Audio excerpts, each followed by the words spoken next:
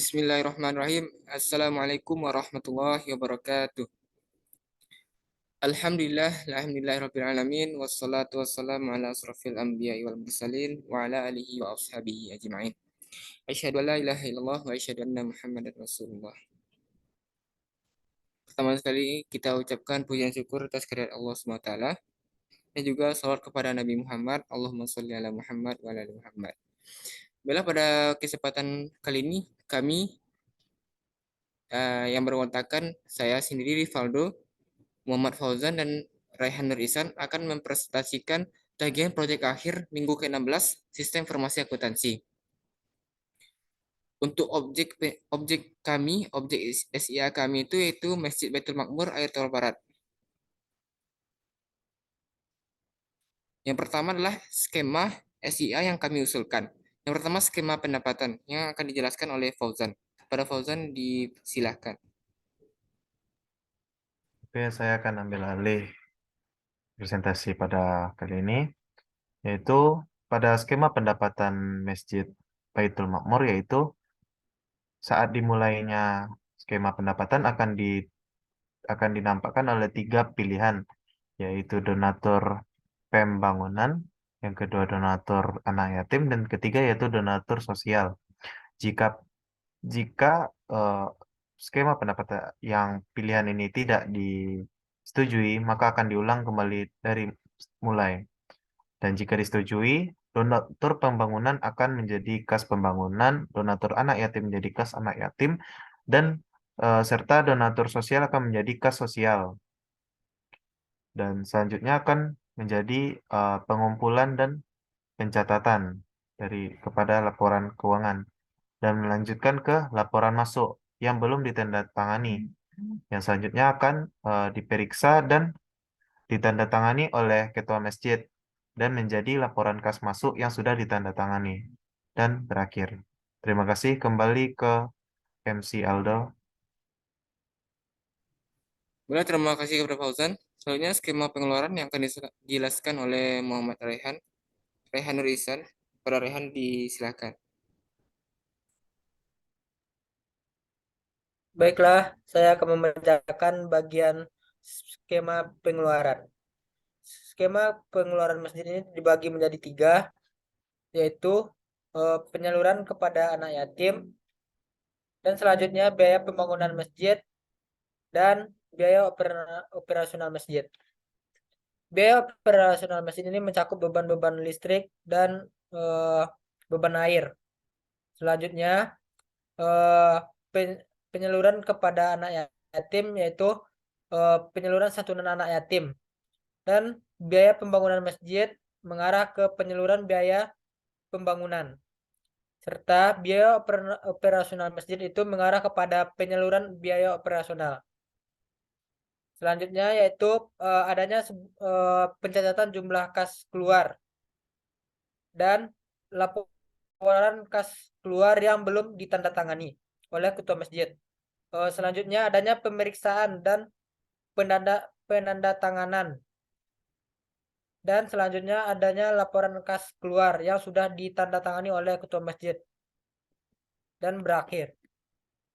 Baiklah, itu saja yang saya sampaikan. Assalamualaikum warahmatullahi wabarakatuh. Terima kasih pada Raihan. Selanjutnya skema pengajian akan saya jelaskan sendiri. Untuk skema pengajian Masjid Baitul Makmur ada 2, yaitu pengajiannya. Yang pertama pengajian ustadz atau imam. Yang kedua adalah pengajian garin atau marbut masjid. Untuk pengajian imam itu jika disetujui, maka akan dilakukan proses pengajian ustadz atau imam secara manual. Dan juga pengajian garin jika disetujui, maka akan dilakukan pengajian garin secara manual. Pengajian tersebut akan beralih jadinya sebagai pencatatan jumlah pengajian, berapa jumlah pengajian dari imam dan juga pengajian dari garin masjid. Kemudian dari proses pencatatan jumlah pengajian akan dibuatkan laporan pengajian. Yang laporan pengajian yang pertama ini belum disetujui, belum ditandatangani oleh ketua masjid. Maka selanjutnya akan diperiksa dan ditandatangani oleh ketua masjid. Setelah ditandatangani dan diperiksa, maka akan dijadikan laporan pengajian yang sudah ditandatangani. Kemudian sudah Ketika sudah dibuatkan laporan pengajian yang sudah ditandatangani, maka proses pengajian selesai. Selanjutnya skema internal kontrol yang kami usulkan. Yang pertama, aktivitas pendapatan yang akan dijelaskan oleh Fauzan. Pada Fauzan, disilakan. Oke. Yang pertama yaitu aktivitas pendapatan.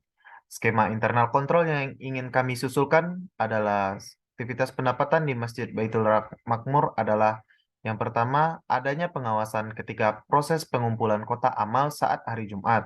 Kami melihat bahwasannya pengumpulan uang dari kotak amal Masjid Baitul Makmur ketika hari Jumat dibantu oleh orang lain yang di luar dari kepengurusan masjid.